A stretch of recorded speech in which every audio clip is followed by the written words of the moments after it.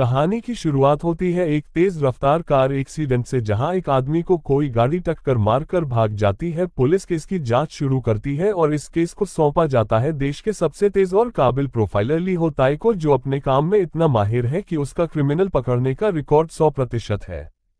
होताई case की जगह पहुंचता है, सबूत इकट्ठा करता है और तुरंत अनुमान लगाता है कि ड्राइवर एक्सीडेंट के बाद किसी घर की तरफ भागा है। वो उस लोकेशन को ट्रैक करता है और एक घर में जाकर छानबीन करता है। घर के अंदर जैसे ही वो एक औरत को देखता है, उसके चेहरे के हाव भाव एकदम बदल जाते हैं, क्योंकि वो औरत उसकी जिंदगी की सबसे अहम और पहली मोहब्बत यूनजिन सुक होती है, जिसे वो 10 साल से नहीं मिला। वो दोनों कुछ सेकंड्स तक बिना बोले एक दूसरे को देखते हैं। फिर होताई उसे तुरंत अरेस्ट करने की कोशिश करता है, लेकिन उसकी भावनाएं उसके हाथ रोक लेती हैं। जिनसुक की आंखों में भी अजीब सा डर और अफसोस नजर आता है, लेकिन वो कुछ नहीं कहती। होताई समझ जाता है कि ये सिर्फ एक्सीडेंट नहीं बल्कि कुछ बड़ा छुपा हुआ मामला है। जिनसुक को वो गिरफ्तार करने के बजाय अपने घर ले आता है ताकि उससे अकेले में पूछताछ कर सके और किसी को पता भी न चले। ये वही यूनजिन सुक है जिससे वो कॉलेज के दिनों में बेहद प्यार करता था, लेकिन एक दिन बिना बताए वो गायब हो गई थी और तब से उसका दिल टूटा हुआ था। घर में होताई उससे सवाल करता है कि आखिर वो इतने सालों से कहाँ थी और ये सब क्या है। तब जिनसुक धीरे धीरे अपनी सच्चाई बताती है। वो बताती है कि वो अब एक हाई प्रोफाइल आर्ट थीफ बन चुकी है, जो महंगे चित्र, गहने और आर्ट पीसेस चोरी करती है। उसकी चोरियों की लिस्ट पुलिस के पास है, लेकिन वो कभी भी पकड़ी नहीं गई। होताई को यकीन नहीं होता कि जिससे वो प्यार करता था वो एक पेशेवर अपराधी बन चुकी है, लेकिन फिर भी उसका दिल उसे पकड़ने नहीं देता। वो पूछता है कि उसने चोरी क्यों शुरू की। तब जिनसुक बताती है कि उसके पास कोई चॉइस नहीं थी, उसे पैसों की जरूरत थी और दुनिया ने उसे मजबूर किया। इस बीच पुलिस डिपार्टमेंट होताई के व्यवहार पर शक करने लगता है, क्योंकि उसने केस की रिपोर्ट अपडेट नहीं की है और वो उस महिला की लोकेशन पुलिस से छुपा रहा है। अब मामला और उलझ जाता है, क्योंकि एक स्पेशल यूनिट यूनजिन सुक को पकड़ने के लिए एक्टिव हो जाती है।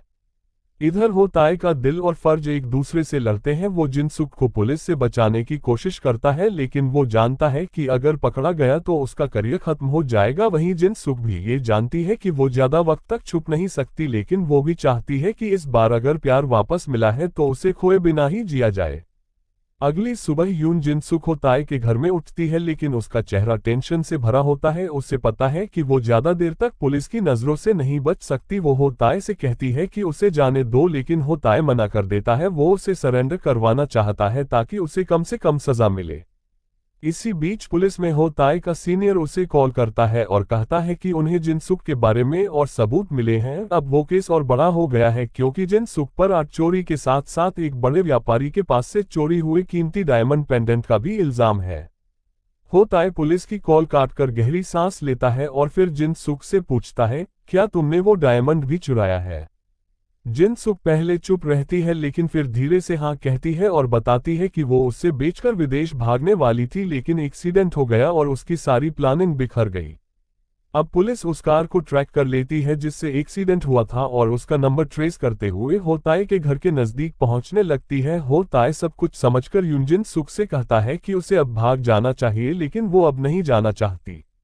तभी होताई एक प्लान बनाता है। वो जिनसुक को पुलिस से पहले दूसरे शहर भेजने की कोशिश करता है और उसके लिए नया पासपोर्ट, नया नाम और नई लोकेशन अरेंज करता है ताकि वो एक नई जिंदगी शुरू कर सके।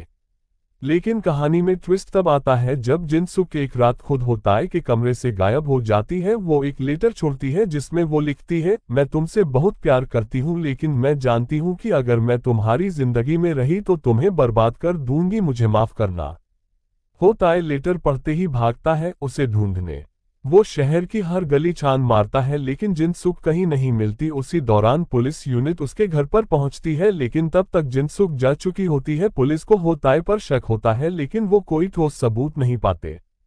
कुछ दिन बाद होताई को एक गुप्त कॉल आती है। आवाज में कोई बोलता नहीं, लेकिन उसे समझ आ जाता है कि वो जिनसुक है। कॉल के बैकग्राउंड में एक जगह की आवाजें आती हैं जो उसे लोकेशन का हिंट देती हैं। होताई तुरंत वहां पहुंचता है और जिनसुक को अकेले बैठा हुआ पाता है। बारिश हो रही होती है और वो दोनों एक दूसरे को चुपचाप देखते हैं। जिनसुक फिर से जाने की कोशिश करती है, लेकिन होताई उसे रोक लेता है और कहता है, इस बार मैं तुम्हें जाने नहीं दूंगा।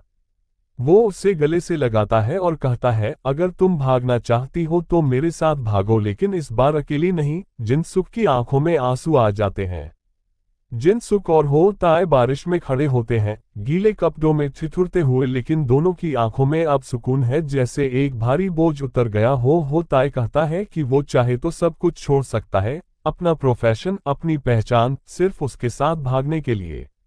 लेकिन जिनसुक उसे चुप कराती है और कहती है, तुम्हारा काम तुम्हारी पहचान है, अगर तुम उसे छोड़ दोगे तो मैं खुद को कभी माफ नहीं कर पाऊंगी। फिर वो उसके हाथ में एक छोटी सी पेंडेंट केस थमाती है, वही डायमंड पेंडेंट जो पुलिस ढूंढ रही थी। वो कहती है, मैं जानती हूं कि ये मेरा अंतिम पल है, बाहर पुलिस वाले इंतजार कर रहे होंगे, लेकिन मैं चाहती थी कि तुम्हें ये चीज खुद दूं ताकि तुम अपना नाम साफ कर सको। होताई कुछ नहीं बोलता, उसकी आंखें भीग जाती हैं, लेकिन वो जोर से चिल्ला उठता है, मैंने कहा था ना, मैं तुम्हें जाने नहीं दूंगा।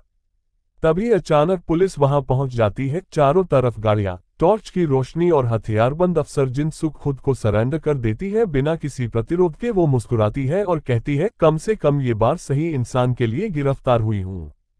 होताई कुछ बोल नहीं पाता, उसका दिल फट रहा होता है, लेकिन वो जानता है कि यही सही है। पुलिस जिनसुक को लेकर जाती है और अगली सीन में हम कोर्ट में सुनवाई होते देखते हैं। जिनसुक को आग चोरी और एक्सीडेंट के लिए दोषी पाया जाता है, लेकिन चूंकि वो खुद सरेंडर हुई थी, पेंडेंट लौटा दिया था और किसी को जानबूझकर नुकसान नहीं पहुंचाया, इसलिए उसे कुछ सालों की जेल सजा सुनाई जाती है। कट टू कुछ साल बाद। होताई अब भी उसी प्रोफेशन में है, लेकिन उसके चेहरे पर मुस्कान नहीं होती। फिर एक दिन जेल से उसे एक चिट्ठी मिलती है, यून जिनसुक की, जिसमें वो लिखती है, क्या तुम अब भी वही हो या तुमने मुझे भुला दिया?